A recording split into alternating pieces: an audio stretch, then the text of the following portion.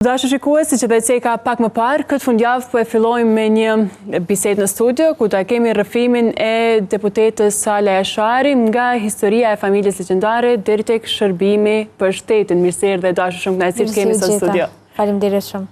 Si po ecin këto ditë për ty, marsi po besoj që ka qenë mjaft i ngarkuar apo jo? Po, zakonisht marsi është një prej muajve shumë të ngarkuar, gjithashtu shumë emocional.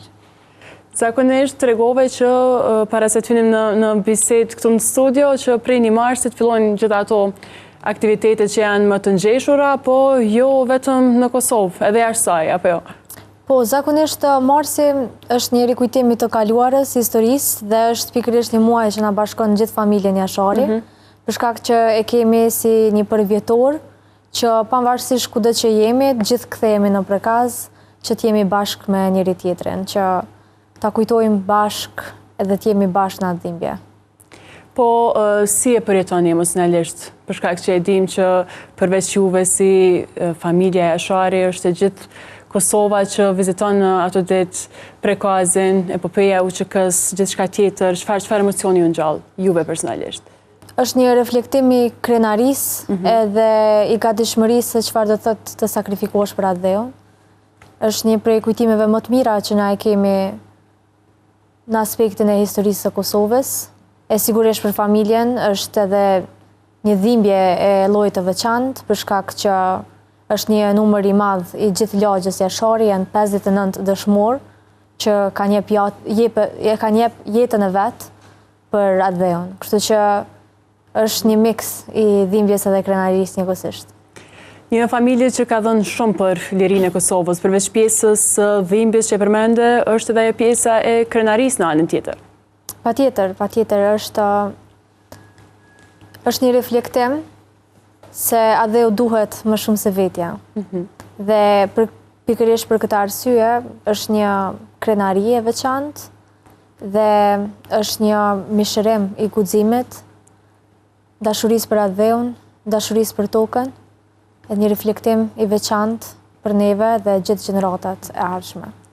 Po, si ka qenë fëmijëria juaj duke u rritur në një familje me histori kaq të fuqishme?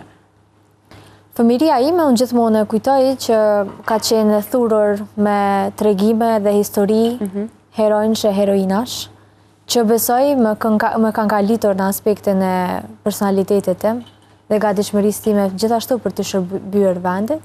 Kështu që po në përgjithësi ka qenë njëjtë si me gjithë fëmijët e Kosovës, me mundësitë e njëjta, kemi jetuar në kushtet e njëjta, kam shkuar në shkolla publike, po megjithatë ideja dhe sa që jam kthyer në shtëpi ka qenë gjithmonë një përballje më të kaluarën me një histori që do të më takonte edhe mua në vazhdimsinë e jetës sime. Ke lindur në vitin 99, apo jo? Po. Si kujton ndoshta ato momentet e para kur vetë se kanë filluar ndoshta me rrëfy historinë e familjes tek ty? Sa vjeçare ishe në atë kohë, sa ka qenë vështirë me i perceptu gjërat në atë kohë? Në moshën 5 vjeçare, unë kam filluar që të këndoj dhe kënga ime e parë ka qenë një prej këngëve që ja kam kushtuar vendit, po specifikisht gjyshës time. Kënga ime e parë në moshën 5 vjeçare e shkruar nga Ilir Shaqiri, titullohet Unë mbaj emrin tënd, dhe qysh prej atëherë kam filluar që të kuptoj pak më shumë për historinë e gjyshës. Ndërsa vite më radhë, më tutje, kam filluar që të mësoj edhe më shumë për historitë e shtëpive të tjera, edhe ngjarjeve të rëndësishme të vendit tonë. Edhe çdo herë më shumë e kam kuptuar rëndësinë e saj, e sot jam dikush që krenohet me historinë e Kosovës, dikush që brohoret për të treguar që kjo histori është kaq e veçantë dhe është diçka që jemi pjesë e saj dhe nuk mund t'i ikem. Edhe besoj që duhet ta njohim historinë, të flasim për të dhe të dëshmojmë, sepse në bazë të kësaj kaluare e kemi këtë liri që e kemi sot. Dhe unë jam shumë mirënjohëse dhe mundohem të jem gjithmonë empatike karshi gjithë atyre që e kam pasur këtë guxim të jashtëzakonshëm. Po, sipas teje, gjeneratat e reja, siç jemi ne, sa dinë për historinë e vendit tonë? Dinë mjaftueshëm? Shumë pyetje e mirë. Unë jam dikush që merret me pjesën e arsimit edhe vazhdimisht të avokoj për të mësuar më shumë për historinë e Kosovës. Fatkeqësisht, fillimisht duke filluar nga shkollat, ne nuk kemi mjaftueshëm literatura që e tregojnë edhe mësojnë nxënësit për historinë e tyre, sidomos në historinë e luftës së fundit. Mungojnë shumë tematika të rëndësishme që do të duhej që secili gjenerat të dinte dhe të fliste për ta, njësoj sikurse ne që jemi prekur nga kjo.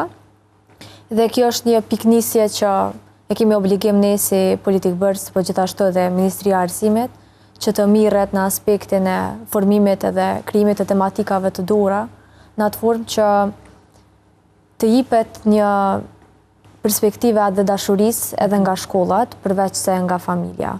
Kështu që fatkeqësisht mendoj që nuk dim dhe atë shumë, dhe nuk e kuptojmë dhe atë shumë, e sidomos kur nuk janë të prekur vetvetio.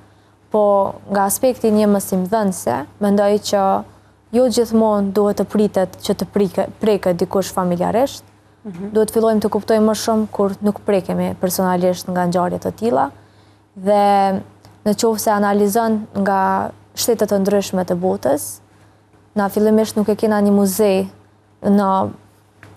që e dëshmon masakrin edhe gjenocidin që e ka bërë forcat serbe në Kosovë, një muze ku flet për nana tona që kanë mbetë pa fëmijët e tyre, një muze që flet për ëndra të shuara të fëmijëve, edhe një muze që flet për traumën që ekziston edhe sot. Dhe është një diçka që mundohet të bo për me kuptu ku jemi sot, edhe prej çfarë dhimbje të madhe ke kalu për me qenë sot ku jemi unë edhe ti. Përmendi pjesën e edhe dashurisë, edhe në anën tjetër ndoshta edhe gjithë ata persona që tregove që ndoshta nuk janë prekur personalisht në raste të tilla. Është dhe kjo pjesa e dashurisë që mund të kultivohet me gjëra të tilla si përmes muzeve, shkrimeve të ndryshme, shkrimit në shkolla. Po, unë vetë, duke qenë mësimdhënëse e një prej shkollave në Kosovë, në Mitrovicë, një prej formave shumë praktike, shumë konkrete, që besoj është dashur për me qenë në të gjitha shkollat e Kosovës, është forma ku ne kemi filluar mësimin përmes himnit të Kosovës. Duke diçka shumë e thjeshtë, por në qoftë se analizon në formën se si rritet fëmia, ata në nënvetdijen e tyre kuptojnë çdo herë që duhet respektuar himni i Kosovës, duhet respektuar shteti yt. Momenti kur fillon me gjëra të vogla asisoj në shkolla, gradualisht fëmia kupton që ata kanë një priordhje për një vendi të tyre, edhe mësojnë më shumë për vendin e tyre. Gjithashtu, përmes aktiviteteve ekstrakurrikulare, për shembull, pra po filloj prej shembujve konkret. Unë kur kam qenë mësimdhënëse, në javën e parë të mësimit, kam shpreh dëshirën që t'i marr nxënësat e mi edhe të shkojmë në prekaz. Edhe ndryshe është një realitet kur nxënësi e sheh diçka që ka ndodhur, edhe ndryshe është gjithmonë kur vetëm mundohemi për me fol. Kështu që janë forma të ndryshme që ne mund të ndikojmë. Për shembull, duke e marrë një veteran në shkollë për me tregu pak a shumë ngjarjen, ose ndoshta edhe një fëmijë që ka kujtuar edhe kujton luftën e Kosovës, përmes formave të ndryshme, duke ja lehtësuar nxënësve për me pa perspektiven e dikujt që ka qenë pjesë e kësaj lufte, ndikon shumë edhe në formimin edhe krijimin edhe dashurisë. Po kjo duhet me qenë padyshim piknisje e gjitha shkollave.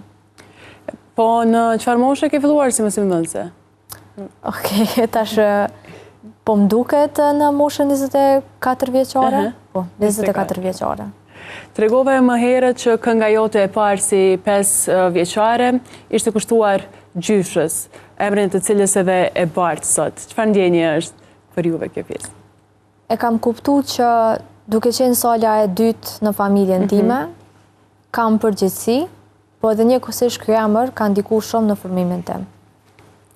Po përveç gjitha atyre mësimeve, rrëfimeve për historinë e vendit tonë, çka tjetër ndoshta keni mësuar prej historisë së familjes suaj që ka sakrifikuar shumë? E kam kuptuar çka do të thotë me pas një dashuri për familjen, për gjuhën, dhe me qenë bashkë edhe në ditët më të vështira. Po gjithashtu edhe ka edhe shumë pika të tjera që në përgjithësi na bashkojnë si familje. Ka mësuar që gatishmëria për të qenë të pavarur, për ta pasur lirinë e plotë, është njëra për shtyllave kryesore që mësojmë çdo herë nga familjarët tonë edhe kemi trashëgimi. Po e shohim edhe një fotografi me zotrin Rifat Jashari para disa ditësh ka shprehur kjo fotografi apo jo? Çfarë raporti keni? Me bacin Rifat jemi rritur si fëmijë dhe gjithmonë e kemi pa në lagje duke vënë një shëtitje rreth prekazit. Gjithmonë mundohem me kuptu se si shihet historia prej syve të tij, sepse gjithashtu edhe baci Rifat e ka një histori të lavdishme të Kosovës. Ka humbur fëmijët e tij, vëllezërit dhe shumë nga familja e tij. Edhe mundohemi që gjithë si lagje ta respektojmë edhe ta nderojmë gjithmonë. Mirë që patët këtë foto, se një prej kritikave më të mëdha. Antirefleksi se kanë kuptuar po nduket. Janë syzet e njëjta që i kam momentalisht këto, po e kuptoj që njerëzit munden me pas një gjykim të atill me shikimin e parë, po megjithatë unë jam prej dikuj që e çmoj shumë kulturën tonë, edhe respektoj shumë, edhe me fanatizëm e respektoj, sepse mendoj që kultura është njëra prej pikave kryesore që neve na bën të jemi të veçantë nga popujt e tjerë. Kështu që besoj edhe kam sqaruar që syzat kanë qenë thjesht reflektimi i diellit para se të hyja në odë të baci Rifat. Po kjo pjesa e odave është rritur Salen një frym të tillë apo jo? Si kujton ato periudha ndoshta në odë me ato rrëfimet? Vazhdon edhe sot të jesh pjesë e këtyre odave? Po, në fakt, nga familja ime, unë gjithmonë prej vajzave kam qenë dikush që ka qëndru në oda me burrat, e musafirët që kanë ardhur. Besoj që ekziston një mençuri shumë e veçantë, momentin kur dëgjon ngjarje dhe biseda të odave, edhe do të doja që ta përjetonin edhe fëmijët e tjerë të Kosovës. Ne edhe tash në fushën e politikës në Drenicë sidomos, edhe takimet e fushatave, qofshin ato politike ose të tjera, bëhen në oda. Dhe mua më pëlqen fakti që edhe kur kam lexuar në për libra ngjarje të ndryshme të shqiptarëve, përmendet urtësia, mençuria, se si pleqnarët i kanë udhëhequr në përgjithësi shoqënitë tona. Kështu që shpresoj që kemi arrit edhe do t'ja arrim që ta ruajmë odën në përgjithësi si një prej pjesëve të rëndësishme të traditës dhe kulturës tonë. Përmende edhe fushën politike. Sa keni pas përkraje në rrugtimin tuaj në fillim, qoftë nga baci Rifat, qoftë nga familjarë të tjerë të familjes Jashari? Po, në përgjithësi, unë gjithmonë edhe keni pa besoj në bazë të votave, që e kam pas një mbështetje shumë të veçantë, edhe pse praktikisht e dim që fusha e politikës është një prej sfidave më të mëdha besoj në aspektin e profesionave të ndryshme. Po, nuk më ka munguar një asë moment përkraja e familjes dhe gjithë kushërinjeve tonë. Çfarë është ju Salen të merr këtë rrugtim politik? Çfarë më shtyju, po mundohem për me qenë shumë e shkurtë dhe saktë, nevoja për të folur për fëmijët e Kosovës. Dhe jo vetëm. Për mu ka qenë rëndësishme edhe shpesher e testoj veten në aspektin e aftësive të mia, po unë jam dikush që aktivizohem sa herë që e shoh një problematikë caktuar në vendin tonë. Edhe ka shumë më herët, mendoj që ekziston një lidhje veçantë mes të kaluarës, të tashmes dhe të ardhmes. Unë jam dikush që mendoj që është dashur shumë kohë përpara që historia dhe kaluara të vijej në binaret e saj, e ne si të rinj të kalojmë edhe të punojmë më shumë për të ardhmen, po si duket ende jemi në një pikë ku sikur asgjë nuk është në vendin e saj.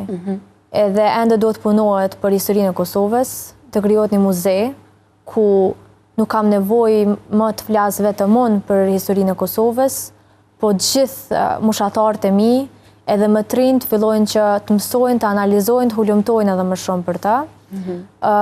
Është ardhur një moment ku duhet të flasë edhe unë më shumë për respektin që duhet t'ja japnim veteranëve, në qoftë se analizon në shtetet të tjera për shembull, është një respekt shumë i veçantë për ata që kanë qenë të gatshëm për të kontribuar ndaj shtetit të tyre me jetën e tyre, Pastaj vjen e tashmja ku shumë nga gjenerata ime janë sikur duke menduar vazhdimisht në mënyrë negative kafshë mundësive që do duhet të ishin në shtetin e Kosovës. Shumica prej tyre tashmë të përfunduar fakultetin e kanë edhe nuk po gjejnë mundësi për më mujt me arrit edhe me shfrytzu potencialin, pjesën intelektuale që e kanë për të shërbyer vendit tyre.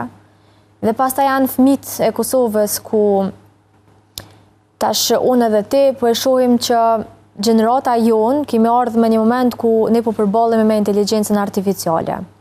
Edhe unë gjithmonë mendoj tash deri këtu po e shohim pak a shumë si ka funksionu bota, po e ardhmja është shumë e panjohur. Edhe në qoftë se unë e shoh që fëmijët e Kosovës janë në stadi ku janë, edhe në bazë të PISA dalim që jemi prej shteteve me arsimin më të dopt në përgjithësi, unë nuk mund që ndroj edhe të stepem, edhe me prit që diçka ka me ndodhë, pa e bo edhe unë një veprim të caktun, për me ndiku, për me jap ma shumë këtyne fëmijëve të Kosovës. Sepse dallimi është i dukshëm. Tash një fëmijë 10 vjeçar i Kosovës, me mbo dallimi me një fëmijë të një shtetit të tjetër që është shumë më i zhvilluar, na e vrejmë për shembull në bazë statistikave që jena gati 4 vjet më pak në aspektin e arsimit. Fëmijët kanë shumë problem për me kuptu edhe kur lexojnë, për me kuptu tamam çka po lexojnë. Po e kanë shumë të vështirë me kuptu mënyrën se si të mendojnë. Duhet me kriju disa forma që na i përgatitim fëmijët për të ardhmen e tyre. Një psikolog, nuk e di mbi emrin saktësisht, thotë fëmija nuk është as fëmija yt, si prind, po është fëmijë i kohës. Edhe gjithmonë mendoj që fëmija duhet më përgatit për një të ardhme që as unë, as ne si shoqëni ende nuk e kemi pa. Qysh e përgatitim? Duke ja jap aftësitë të menduarit kritik, prej atyre ku fëmijët mësojnë për me zgjidh probleme prej të ndryshmeve që nashta s'kan me pas edhe literaturë ku kanë me lexu për to. Kështu që jam dikush prej atyre që e kam një mendim shumë ma afatgjat, nuk mendoj vetëm për sot, edhe jam prej atyre që mendoj që duhet me lënë një gjurmë, edhe pse jo një shembull të mirë që në politik mund të futet edhe dikush që ka qëllimin për me ndryshu diçka për mirë. I kam pritshmëritë, i kam ambicet e mia edhe e di sakt për çka kam hyrë në politik. Qëllimi është thjesht për me jap kontribut vendit tam. Edhe besoj që në qoftë se do ta kisha mundësinë ta pyesja gjyshen time se unë kam lindur një vit pas vdekjes së saj, Salës, jam e sigurt që nuk do të më thonte Sala thjesht mbaje trashëgimin e lavdinë e familjes tonë dhe jeton me të. Po jam e sigurt që do të më thoshte Sala, kjo është jeta jote, edhe me secili mundësi që e ki, kontribo. Edhe në fund të fundit besoj që nuk ka ndjesi më të mirë se sa kur e sheh veten që mundesh me jep, edhe mundesh me punu mirë për njerëzit e tu. Po figura e babait tuaj në anën tjetër, sa ka ndikuar në formimin e personalitetit tënd? Babi jam është një prej pikave të mia të dobta, edhe një prej personave që ka qenë edhe është krau jam i djathtë. Kështu që besoj që çka do që jam unë sot, është arsye e babit tem edhe nanës tem. Po babi ka qenë një prej personave që më ka shty shumë, për vetë faktin që prej moshës 5 vjeçare ka qenë ai që ka rrugtu me mu në çdo koncert, në çdo intervistë, në çdo mundësi që mu është dhënë, edhe ka qenë prej personave që më ka motivu mas shumët edhe ka pos pritshmëri të mëdha nga unë. Po ashtu edhe sot, edhe gjatë fushatave, nëse mendoj kush është një prej personave që ka ndiku shumë në suksesin tim, patjetër që ja dedikoj babës tam. E ke pas, ndoshta e ke prit këtë pjesën e përkrajës të jashtëzakonshme të numrit të votave, për shkak që e përmendet që ka qenë një përkrajë jashtëzakonshme edhe në atë kohë? Në fakt, kur kam hyrë më njerë në politik, nuk është që e kam analizu numrin e votave që do t'i marrë. Qëllimi për mu ka qenë me punu, me qenë disiplinunëm në punë, mos me mendu në asnjë moment lodhjen, edhe thjesht me taku njerëz, edhe me besu të ajo që ka unë e kam dje. Kështu që kur kam punu, edhe populli ma kanë jep një vlerësim që më kanë thonë jetë të punu shumë, jena të e po punën tënde, unë nuk e kam mendu që realisht jam të shiku prej mira syve, edhe puna jam po vlerësot në këtë formë. Edhe e kam vlerësu shumë, më kam bo mundje shumë mirë, se e kam po që puna gjithmonë kam u vlerësu.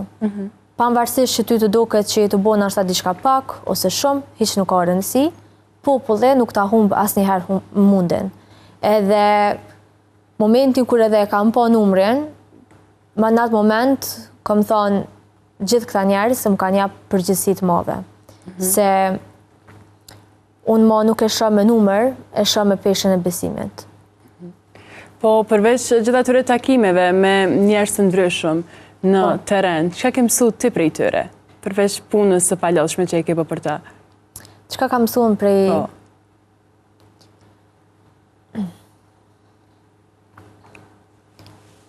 Në përgjithësi, e kam kuptu se çfarë do të thotë ta duash më të vërtet vendin, pikërisht nga sytë e njerëzve. Nga ata që e përjetojnë çdo sfidë të përditshme të Kosovës sonë, nga ata që e përjetojnë realitetin, dhe e kam kuptu që gjithë prej atyre që kam takuar, janë prej atyre njerëzve që nuk dorëzohen. Dhe momentin kur takohesh edhe bisedon me ta, e kupton që ky rrugtim nuk është pak. Edhe po të zgjedhin për me qenë përfaqësuese e tyre. Dhe kur e kujton për nga ke ardhur, për gjitha këtyre takimeve, mbushesh me guxim, edhe me përgjithësi që më nuk flet vetëm si një person, po flet në emër gjitha atyre votuesve që të kanë besu për me përfaqësu me të vërtet vlerat të tyre në Parlamentin e Kosovës.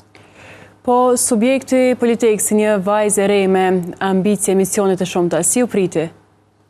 Në përgjithësi, besoj që ka qenë një pritje shumë e mirë, më kanë vlerësu shumë, më kanë respektu, edhe janë mundu që paka shumë më njoftu se si do tjetë ky rrugtim politik, dhe tash besoj edhe më çton mundësi shumë e mirë për me jep kontributin tim edhe në aspektin profesional që edhe e kam.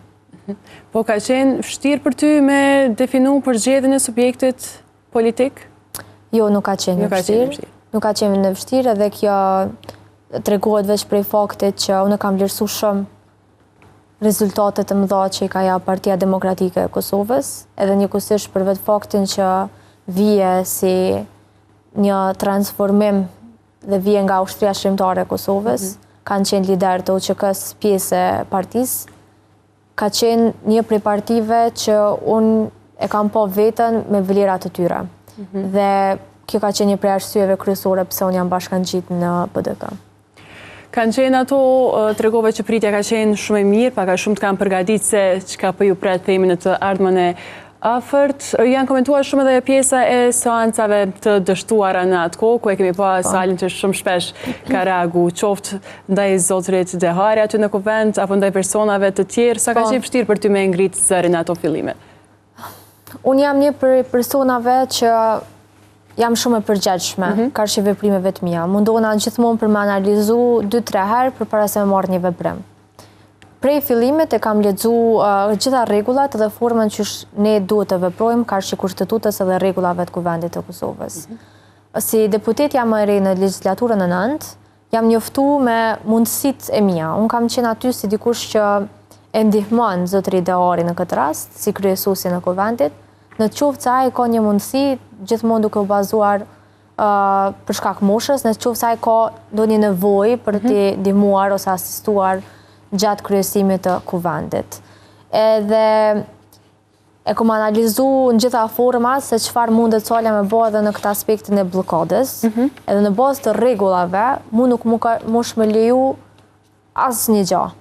Përveç faktit që unë kam qenë pikërisht personi kryesor që e kam tregu prej momentit parë kur po dilet jashtë kornizave të skenarit, sepse edhe unë bashkë me zotëri Deharin kemi qenë pjesë e bashkë me administratën e Kuvendit Kosovës, jemi përgadit për skenarin dhe qysh ka me qenë e curia e Kuvendit Kosovës. Edhe momentin kur unë kam pa që po dilet jashtë këtyre kornizave dhe po kalojmë me një situatë më politike, e kam ngrit zërin, sepse kam besu që pavarësisht bindjeve politike, disa pozita të llojit të tillë nuk do duhet të dilnin në asnjë moment jashtë këtyre kornizave, po duhet të respektohen si të tilla. Po e komentojmë pak edhe këtë fotografi për 18 vjetorin e pavarësisë së Kosovës, marshi për krerët e UÇK-s. Po, besoj që ka qenë shumë e rëndësishme që populli i Kosovës dhe jo vetëm, ne e dim që në protestën e fundit kemi pasur me mira qytetarë që kanë protestuar, edhe shumë mirë që kanë protestuar, sepse pikërisht populli duhet ta jap zërin e tyre, duhet ta jap verdiktin e fundit karshi ngjarjeve që po ndodhin në Kosovë. Në qoftë se do të më pyesni mua se çfarë do të thotë fakti që po gjykohet liderët e UÇK-s në Hag. Kjo për mua nuk kupton që Kosova po gjykohet në Hag. Nuk është thjesht, nuk janë vetëm individ dhe nuk është asgjë politike. Është duke u gjyku historia jonë përmes së cilës secili prej nesh me krenari i mbajmë 3 shkronjat e arta të UÇK-s. Dhe për vetë faktin që pikërisht këta djemt e vajzat a dheut, me një situatë ku nuk kanë besu që do të ketë liri për vendin e tyre edhe janë qu për me jap shpresë dhe vendit të tyre, edhe shumë prej tyre edhe kanë rënë dëshmor, ky është një moment ku na nuk duhet harrojmë të kaluarën e tyre, edhe duhet edhe të protestojmë, edhe të vazhdojmë çdo herë të ngrisim zërin për shtetin tënd. Sepse mbi të gjitha, përpara se të duam të tjerët, për mua është e rëndësishme për me dash vendin tënd. Për me fol për vendin tënd, edhe për me brohorit për vlerat tua. Edhe ndërto, për neve është vlera ushtrisë shqiptare të Kosovës. Dhe jo vetëm në Kosovë, por në Shqipëri e kudo, me krenari shqiptarët i mbajnë 3 shkronjat e UÇK-s në veshjet e uniformat e tyre. Dhe kjo nuk po mjafton. Në këtë momente, besoj që është një moment historik për Kosovën, ku e kemi për obligim që me rujt historinë tonë, edhe me dëshmu edhe një herë ma shumë, sepse plaga e Kosovës është plagë e freskët. Përveç gjitha atyre ambicjeve, misioneve që i përmendet që i ke në fushën politike, tani si risi ka ardhur kjo pjesa e martesës, apo jo? Ka ndryshu pak ndoshta përditshmëria e Salës, apo jo? Si po ecin këto ditë për ty? Në fakt, jo, nuk është që ka ndryshu përditshmëria ime. Unë gjithmonë jam njohur si një prej vajzave shumë aktive, shumë ambicioze, dhe kështu po vazhdon, sepse gjithmonë mendoj që nuk do duhej në ditët e sotme që të ndryshohet jeta e një vajze për vetë faktin që e ka edhe një partner. Partneri patjetër duhet të jetë mbështetje e ëndrave. Sa e keni mbështetës? Në fakt është një prej personave që mbështet shumë në ëndrat e mia, edhe në asnjë moment as nuk e diskuton në qoftë se unë kam një dëshirë ose një ambicie pak më shumë për të arritur në jetën time. Edhe besoj që kjo do duhet të ishte për çdo vajzë, sepse në fund të fundit, secila prej tyre ka një jetë të tyre, edhe nuk duhet me leju që dikush me acenu ëndrat e tyre. Je dok për mrekullinë ditën e dasmës, po secili prej nesh në ato netët që i kemi më të bukura, kemi disa persona që na mungojnë dhe do donim të kishim pranë. Kush i mungojnë më shumë të Salës atë natë? Po jemi mundu bashkë me Egzonin që në ditën e dasmës të tregojmë që pavarësisht jo prezencës fizike, mua sigurisht më ka munguar nana edhe Gëzonit babai. Neve përveç dashurisë na ka taku edhe na ka bashku edhe një dhimbje që çdo ditë e ndihmojmë njëri tjetrin, e mbështesim njëri tjetrin, që më mujt me kuptu që prap nuk jemi vetëm, edhe karshi këtyre dhimbjeve të mëdha janë edhe njerëz të tjerë që duhet bëhemi të fortë për ta, edhe duhet të vazhdojmë. Gjithashtu mundem me cik që dashuria e nanës tam është po ashtu një prej arsyeve që unë kam zgjedhur për me hi në politik, për me shpërnda dashurinë tek fëmijët e Kosovës. Mungesa e saj, apo jo? Po. Sepse kam besu që dashuria vjen në forma të ndryshme, edhe mund të shprehet në forma të ndryshme. Dhe momentin kur unë kam qenë një mësuese e një shkolle private, edhe kam pa dallimin se çfarë do të thotë për me punu për një shkollë private dhe në aspektin tjetër se në çfarë gjendje i kemi fëmijët të shkollave publike. Besoj ka ardhur të una e ndjenja e mësis, pavarësisht që nuk kanë qenë fëmijët e mi, po momentin kur je mësuese, ndihesh sikur janë pjesë e familjes tënde, janë pjesë e jotja dhe fillon edhe mendon më shumë, më ndryshe, me plot emocion. Edhe për mua aty ka qenë një kthes ku mungesë të prezencës nënës tem, edhe gjithë dashurinë e saj, e kam marrë edhe kam zgjedhur për me jep për fëmijët e vendit. Po ndalemi për fund edhe tek zhvillimet e fundit në vend, patyshim nuk kemi se si ti evitojmë, janë përmendur, propozuar emra të ndryshëm për pozitën e Presidentit të Republikës së Kosovës. Sipas Salës, kush do të ishte emri i denjë për Presidentin e Republikës së Kosovës? Unë besoj që Kosova ka shumë emra, shumë intelektual që do të mund ta bënin punën e Presidentit të Kosovës. Realisht gjendja që po ndodh sot në Kosovë është një prej krizave politike, është krizë, është emergjencë. Nuk do doja kurrë të isha dëshmitare e këtyre ngjarjeve. Fatkeqësisht jam. Edhe si dikush si një vajzë e re që ka nisë rrugtimin politik për me kontribu, edhe faktin që po kalojnë vite që kemi stagnu, për mua është vite të quar dëm, edhe personat që mas shumti janë duke u penalizu, janë definitivisht qytetarët e Kosovës. Po unë shpresoj që t'i vihet një pik këtij kapitulli, edhe të fillohet bashkëpunohet për hir të Kosovës, edhe të ecim përpara. Në çfarëdo lloj forme që është e mundshme. Në asnjë moment, edhe si Parti Demokratike e Kosovës, nuk i kemi pëlqyer zgjedhjet, po në qoftë se është zgjidhje dhe në qoftë se nuk po gjendet në frymë bashkëpunimit, atëherë ne i dalim përballë edhe këtyre sfidave.